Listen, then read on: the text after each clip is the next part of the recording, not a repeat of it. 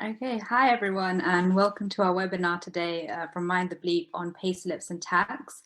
I'm sorry, I know it's a slightly boring topic, but we've tried to make the presentation a little bit quick, but it is really important, and it's actually something that's not well taught at medical schools. No one will really teach it to you even when you start your job, so hopefully this will be helpful for you. So my name's Janvi. I'm currently a MaxVax SHO, and we've got Akash here as well. He's an endocrine reg. Just before we get started, I just want to point out that this talk is mainly based at F1s, and it is mainly based for those in England. The pay in Scotland and Wales and the tax system does work slightly differently, but we do have details about this on our website, so if you want to check out on there or email us any questions, that's fine. So before we get started, just a quick shout out to our sponsors at MDU. So I know you guys have all started your new jobs now, but just make sure that you do have an MDU or an indemnity subscription, because your student one will have expired, and especially before you start your actual jobs, it's really important that you have this, and it's a legal requirement. So make sure you've got that sorted. Okay, so what are we going to cover today? So we're going to look at how is your pay set up, and this is directed mainly towards most junior doctors, but specifically F1s. What pay can you expect to get this year? How is it calculated? How much are you going to have taken off for tax and other deductions? And then finally, we're just going to end a little bit on how to claim tax relief. So firstly, just a quick overview of pay in the NHS. So you're normally paid monthly, and this is usually the last Thursday of the month. It can vary from trust to trust, but this is normal. And if you have any questions about this, just ask your payroll department. Your pay slips are normally available nowadays online on a system called EPR, and they should all be there. Make sure though, once you get your pay slips, that you actually do download them and save them in a safe place, because I actually found out after I left my last job that they get rid of all your EPR access after you've left and you don't have access to your pay slips. So just make sure that you do download them. I think some trusts do still have paper copies, but this is rare. And if they do, obviously just file them away and keep them in a safe place. And the tax year runs from April to April.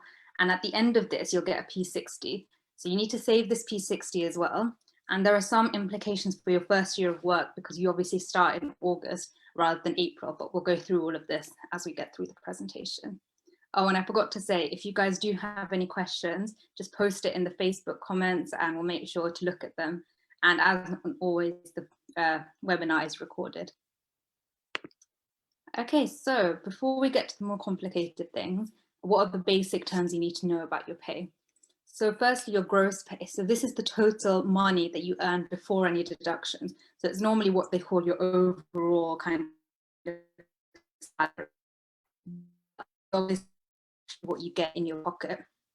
Your basic pay, so this is kind of worked out by using either your grade or a nodal point, which again we'll go through in a minute. And this is the basic money that you earn for a 40-hour week. Now, normally as F1s or as any doctor, you work more than 40-hour week, if you include all your on-calls and everything. But this is then calculated, and we'll go into that as well. But that's what your basic pay entails. Deductions, so deductions that will come off, common things such as income tax, national insurance, the NHS pension. If you have a student loan, then your student loan, and others. So others are things like if you have your parking permit taken off from there, contributions to the mess, things like that. And then your net pay, finally, is your take-home pay. So this is actually what goes in your pocket. So this is your gross pay minus your deductions. And that's what you can calculate, and that's what you need to base all your earning, your kind of spending on. So how is your pay calculated? It's a little bit complicated, but we'll go through it slowly. And this is really important to make sure you're being paid appropriately. It's quite common that just a few £100 here or there, you can be underpaid or overpaid. So first of all, your basic pay. Like we said, this is for a 40-hour week.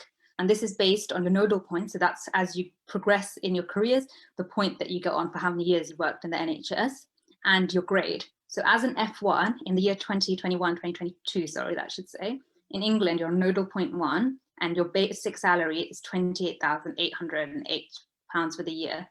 But this isn't actually what you make, because you normally work more than 40 hours. So your additional hours. So for every hour you work beyond your 40 hours, you get 1/40th.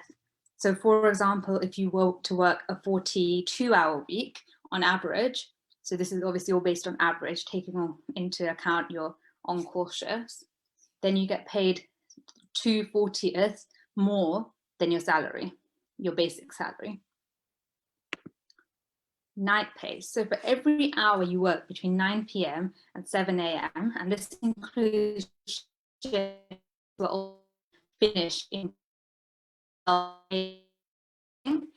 you get a 37% enhancement on those hours. So if you were to work like on average 3 hours a night a week, you get a 37% enhancement on those hours.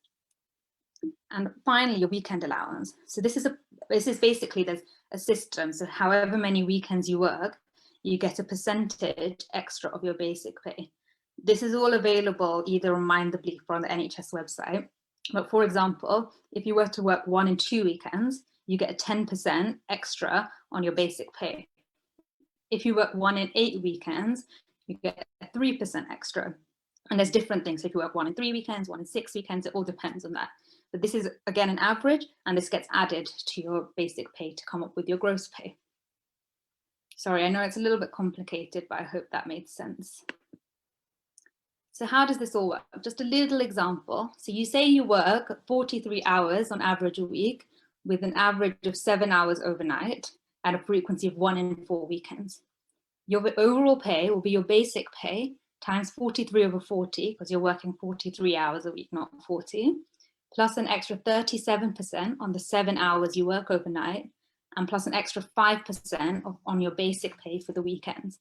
So you can use this to calculate. It's a bit tricky to calculate exactly, but on average, kind of what you'll earn.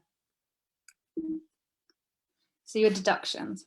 So student loans, this will begin, you'll begin repayment in April after you graduate. So for your first few months, you actually won't have any deductions taken off normally. However, if you've done another degree before medicine, then you may have it taken off, but it depends on when you finished and when you started. And if there's any specific concerns, you should talk to either the student loan company, your payroll, or HMRC. Your pension contribution. So this depends on how much money you're making from your NHS job. However, for most F1s and most junior doctors, it's typically 9.3% of your basic pay. Then your national insurance. So this is a fixed amount depending on how much you earn. So currently, anything up to £9,500, you're on 0%.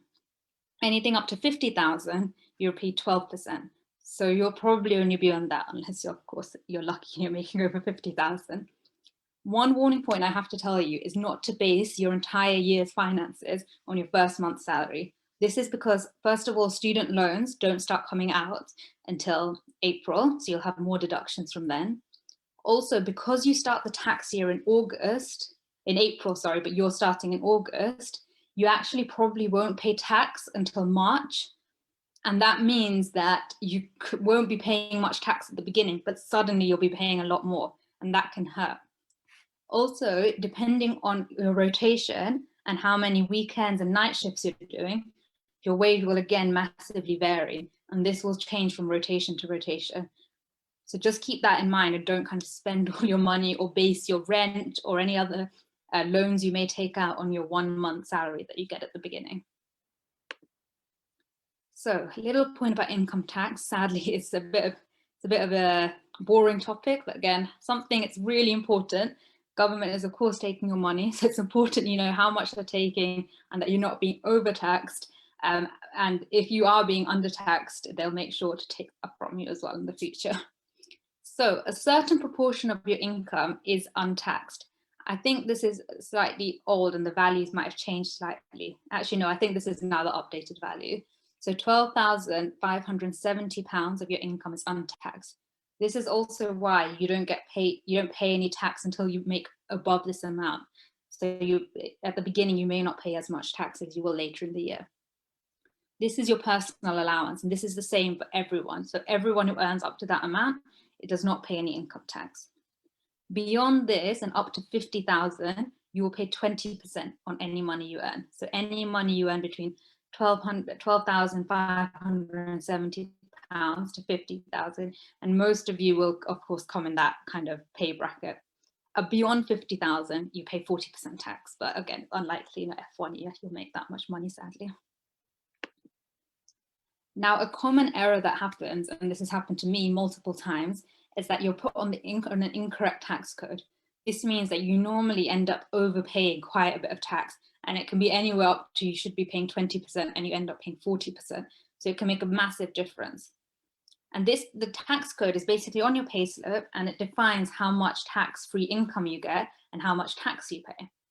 So normally your tax codes, unless you've obviously got other financial things going on, most people, their tax codes should end in an L. So make sure it ends in an L. Then your tax-free allowance will be the value before that. So in this case, 1257 times 10. So your tax-free allowance in this case, or the one that you won't pay any tax on, will be 12,570. Now, most of you guys will start on this, but as you progress, this tax code can change. And we'll go through claiming tax back, but basically any tax back you claim, you don't pay tax on. So that could also increase the value, but anywhere around that sort of value we're looking at. The main thing I wanted to point out to everyone is to look out for emergency tax codes. So these are normally an X, a W1, a M1, and this means you're overpaying tax. And it means basically the government wasn't sure where to put you, and so they've just put you on an emergency tax code. If this happens, either use the HMRC online account, which is really easy to set up, takes all of about 10 minutes, or you can just call them with your NI number and say that this is the problem and this is what I should be making, and then they'll correct it for you for next month's pay, and you will get the money back, but it's just a hassle. So it's better to just make sure you're on the right one from the beginning. Quick point, when you do locum shifts, it all gets a little bit complicated, and normally you're on a BR tax code or a basic rate tax code. And this means you're normally paying about 20% tax on that. So when you do your locum shifts, those pay slips may be slightly different, but that's because of how it works. But we're talking about your normal monthly pay slip. Okay, so I thought we would just see, this is available on the BMA's website, but this is basically what your a basic pay slip will look like. So you have your assignment number up here. This is your payroll number. So if you were to call payroll with an inquiry, this is the number you should use. Your employee name, your location, your department, your job title, all of that should be pretty self-explanatory. Your pay scale description varies of what grade you're at, but again, I wouldn't take this as like how much I should be getting paid. It's the stuff underneath, really. Your salary and wage is normally your basic pay. And so you need to check that you're on the right basic pay before anything else is added. Then you have all these dates, which don't really matter so much. Your standard hours, now this is important. So this is your average number of hours you work a week. So like we were discussing before, if you work more than 40 hours, you will get a certain percentage more than your basic pay. And then your NI number and your tax code. Now this is really important to check this on every payslip you get. It can change even halfway through the year. So just make sure you keep an eye on it, make sure it doesn't change. Then you get what you're actually getting paid. So it's always labeled like it is here. So your basic pay, additional hours, night duty, weekend, and then it says how much you earn for each of them. So it's actually really easy to calculate, are you being paid the right amount? I wouldn't worry about the other things at the bottom because they don't really apply to you guys at this point. Then they say the pay that is due and what rate you're at. It's not on here, but there's normally another section that just says your deductions. So it will say pension deductions this much, NI deductions this much, and income tax this much. So it's really important that you check that as well. And also things like I said before, like mess contributions, they're sometimes taken out of your pay slip, parking. So just check that is all okay. But this is what basic pay slip should look like. And these are all the things that you should check on it. So like I said at the beginning of this presentation, we're going to look at claiming tax relief. Now this is really important because I didn't really think about this for the first year of my job. And the money that you can claim back actually really adds up. And at the end of the day, any money you can get back, it's great for you. And also it's not actually that difficult. It sounds like it's a lot of work, but it's really minimal work, especially when in our cases, we're not claiming crazy amounts of money. They're normally quite simple. So what does claiming tax relief mean? It means that anything that has been paid by you for your job, that is essential to your job and hasn't been repaid to you by your employer, you can claim that you don't pay any tax on that. So that 20% tax that you normally pay, you won't pay it on this. You can actually backdate this for up to 4 years. So if you've forgotten a year, you can actually go back, but it's best to keep on top of it and do it yearly. And it's also only if you paid tax in the year. So if you take a year out, for example, and you haven't paid any tax, you obviously can't claim your fees or anything back in that year. So I hope that's making sense so far. So what can you claim? Now, what I recommend is looking at the HMRC website. They have a whole list of things you can claim and things you can't claim.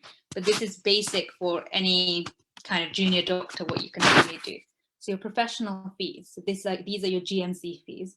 So make sure you claim those back. In your first year, I know they're not a lot, but as the time goes on, they do become a little bit pricier.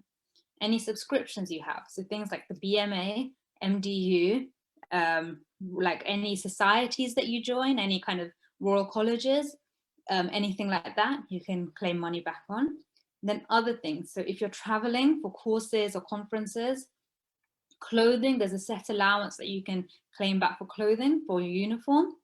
Any tools, so if you buy kind of, you know, anything you need for work, so like a stethoscope, for example, you can claim money back on that. Also, other things you can claim money back on are kind of anything to do with your job. So anything that is essential and you need, such as if you do an exam, you can claim money back for that exam. So if you do like a further qualification thing, you can claim money back on that exam that you've done. And then if you join a society from that, you can claim money back on that as well. And even though it's only 20%, it does add up to quite a bit, as you'll see on the next slide. So like I said, if you're earning up to 50,000, you get 20% tax back on things. So 20% of just the basic ones, so GMC, BMA, and MDU and membership exams, you're actually already gaining about £200 a year. And honestly, it only takes about 10 minutes to do on an online website. It's no work at all, and you get this money back. Also, it puts you in a really good place to keep doing this for the rest of your career. And the more money you make and the more exams you do, the more subscriptions you need, all this money really, really starts to add up. So how to claim? The easiest way to do is online. There is a paper form as well, if you prefer that. It's easy, you just need your payslip and your passport. And there's the government website link there, but if you just Google it, even kind of claiming tax relief, it explains it really clearly, it explains what you can claim, what you can't claim, and also how to go about it. So I know that was really brief, but hopefully you guys have some questions to ask me. But the take-home messages are to always keep a copy of your payslips and your P60s. Like I said, I didn't realize that you can lose all of your electronic copies. So just make sure you have them backed up. Regularly check your payslips with your work schedule. So not only check your payslips every month, which is essential, but also when you change rotations and your work schedule has changed, sometimes they can forget to put you on the new work schedule, but you need to make sure that if you're doing the hours, you should be paid for them. Look out for incorrect tax codes. This is really common. We see this all the time. And if you do get put on an incorrect tax code, all you need to do is call, like I said, HMRC, and they'll sort it out for you. Check your deductions to know what you're paying out. Sometimes you do end up paying out more than you think. And once you've added up all those things, it's quite a bit. And even though your monthly salary might seem like a lot before, after you take the deductions out, you have to make sure that you're living within your means. And so before you even start work, you should think, what am I going to be paying when you're taking it out? And like I said, student loans is a big one. That it's not actually a lot. It's only about £25 a month, I think. But it does add up as you look to the future. And make sure you claim tax relief. It's really simple. Loads of people forget to do it. But of course, any money is good. Okay, perfect. So any questions at all? I think Akash is looking at the chat. Hi, thank you so much, Dr. Shah. That was an absolutely wonderful talk. And we put up the feedback link as well. So please take the opportunity to give us some feedback. It's really important to us that we constantly update these sessions, make them absolutely the best we can. So please give us plenty of feedback. So I thought that was an absolutely great talk. It covered all the key bits of information in terms of things that you guys all need to know as F1s. We're very keen on any questions that you've got. And so what we'll do is we'll take a moment to see if you send us any questions. In the meantime, I just want to bring your attention to the fact that we have an entire webinar series on finance, which if you were interested in this talk, you will be very much interested in that. So that's every Tuesday, 8 to 9 p.m. Run by Dr. Syra Asher, who is an accountant as well as an F1. And so she gives this unique insight into all of the kind of basic financial topics. And between this session and all of the sessions she's been giving, I have learned an incredible amount. So if I'm constantly learning, trust me, it's going to be a wonderful session for you guys as well. Excellent. We've got a question on opinion on opting out of the European Working Time Directive. Okay, very good question. Akash, correct me if I'm wrong, but I think you basically do have to sign out of the European Working Time Directive. So yes, they trust will often ask you if you'd like to opt out of the European Working Time Directive, because essentially they want that opportunity to give you more hours, potentially for you to locum, for them to be able to ask you to do those extra hours. My recommendation would be, so if you opt out, you can always opt back in afterwards, and also vice versa. Your rota should be in a situation where it's compliant with the European Working Time Directive, because it should be compliant with the new 2016 contract. With that in mind, you shouldn't need to opt out of the European Working Time Directive. So most often what we say is don't opt out. And in the future, if a situation, because of all the protections that the European Working Time Directive offers you, and in the future, if you do need to opt out, it's so quick to opt out, it's literally just a form that you have to sign, that you may as well do it at the time that you need. For example, if you were locuming to a situation where you are overworking those hours, but really you want those protective mechanisms that are in place. So I wouldn't opt out unless you need to opt out. Yeah. And just following on from what Akash said, we did have a webinar a few weeks ago where we went through, and hopefully you guys caught that, we went through the new contract and what hours you're allowed to work. And as long as you're kind of compliant with those hours and you don't feel like you're being burnt out, then you should be okay. And those, like Akash was saying, are compliant with those regulations. So you should, in most cases, especially in F1, you should be fine. As you get a bit further in your career, often you kind of do end up coming out of it. But I think to start with, it's best to keep it in there. Excellent. So that's all the questions so far. What we'll do is we'll give it another minute or two to see if anybody else wants to ask another question. In the meantime, please, once again, do fill in our feedback. If you are joining us on YouTube as a recording, then the feedback link is, as always, in the description. So you can always get that certificate for attending. So we've got another question, which is on how do I go about actually calculating my accurate pay using my rota? Okay, so what you do is you should get, when you get your rota, you should be able to see how many hours on average you're working. And this should actually be written. Do you remember when I showed you your payslip? It should be written on there because they'll work out the average for you, calculating your on-calls and everything. And that number is actually normally right. If you think it may be slightly off, the best thing to do is to call payroll and tell them to have another look at your rota. Once you have that and you know how many weekends you're working and how many night shifts you're doing, it's a little bit tricky. I know it's quite complicated to work it all out. But if you look at your pay slip, it's actually broken down quite well for you. It says your basic pay is this, then it says additional hours. You've done this many additional hours times by this makes this. So as long as on your pay slip, the additional hours and the night shifts are the correct number, you will be being paid the right amount.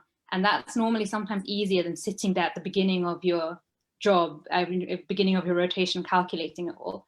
If you are paid the wrong amount and you bring it up to payroll's attention, they will definitely pay that you're owed. just it may take a few months. So I wouldn't worry about it massively. And it's not normally like incredibly off. It's normally like £100 here or there. But there is really nicely broken down. And once you get your first payslip, it does show it really well. So you can use that to make sure that it's the hours that you're actually doing, if that makes sense. Lovely. And just in case you wanted a calculator to work out so what you can do is plug all of your rota into the calculator, and it will actually tell you the answer of exactly how much money you will earn per hour, per month, etc. What I've done is I pasted the link as a response to your question. But just so that anybody who's listening in, it's junior.finance.co.uk/pay-calculator. So if you go on that, then it basically works everything out for you. That link is also available on the website. Nikita, you've written a question saying, can you still do locum shifts if you opt in to the European Working Time Directive? Of course you can. The reason that you can is basically the European Working Time Directive only stops you going beyond the hours recommended by the European Working Time Directive, so an average of 48. For the most part, the average that we do is about 43, 44. So you can certainly locum several hours a week to several shifts a week without exceeding that average, without having to opt out. And then the next question is, are there any financial advisors or agencies that you use or would recommend? So I personally don't use any, but I do kind of keep a good track on my finances and make sure it's good. And it's good to just take a few hours every month to just make sure you're on top of everything and kind of everything's okay, because you don't want to fall back on these things.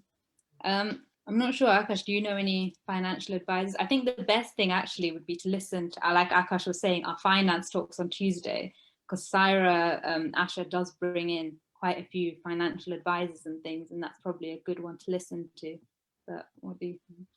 I would 100% agree. I think all of the information advice that you need, Saira does a wonderful job of presenting all that information. But I guess it depends on what kind of financial advice you need. If it's simply, am I doing anything wrong? How do I claim back tax? Is my pay okay? Something's happening that's wrong. I need a little bit of help. The BMA is more than enough. You don't need a separate financial agency, particularly because of how expensive they are. So in that place, I would recommend joining the BMA. If you need more help than that, then you can pretty much approach anyone. There are specific financial financial services that are offered, and the BMA is affiliated with one called Chase de Vere, which a lot of doctors use. I've never used them myself, so I don't know if I would recommend them, having never used them, because I just don't know them well enough. And then Wesleyan are there as well, who will give you advice and support, but their main place is income assurance, so basically income insurance, to ensure that if you fall sick, then you continue to, if you fall sick for a long period of time where the NHS sick pay elapses, then you're still covered from that perspective.